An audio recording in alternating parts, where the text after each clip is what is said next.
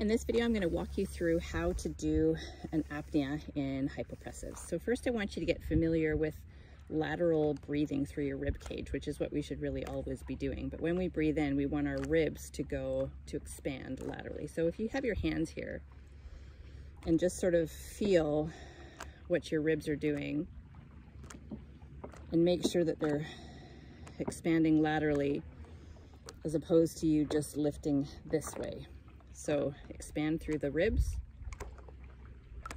and soft exhale.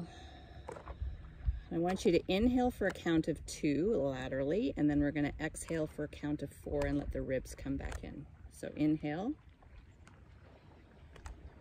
and now slow exhale, exhale, exhale, exhale as they come back in. And now we're going to do that again. Inhale for 2.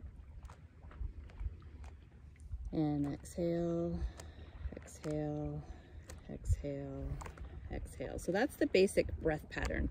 So we go through 3 cycles of that. Inhale for a count of 2, exhale for a count of 4. At the end of the 3rd exhalation, so 4 counts, all the air is exhaled, the ribs are now back in. What we're going to do is we're going to close our glottis. For some people, they may need to close their mouth and then plug their nose when they're first learning.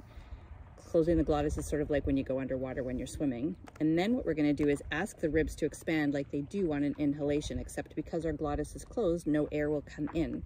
And that will create a pressure change that elicits that sort of drawing in and up action of the apnea. So it looks like this. So I'm just going to pretend I've done my 3 breaths, and this is going to be the end of my 3rd exhalation. So in breath and exhale, exhale, exhale, exhale, keeping the abs soft, close off the glottis, and now expand the ribs.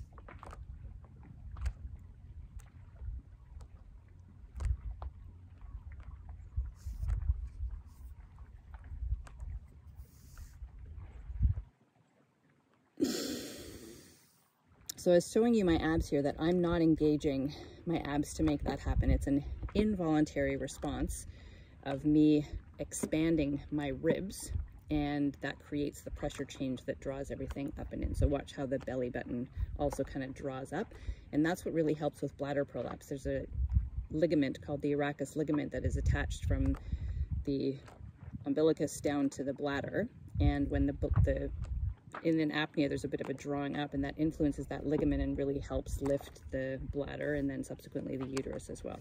So inhale, expand, exhale, exhale, exhale, exhale, close the glottis and open the ribs.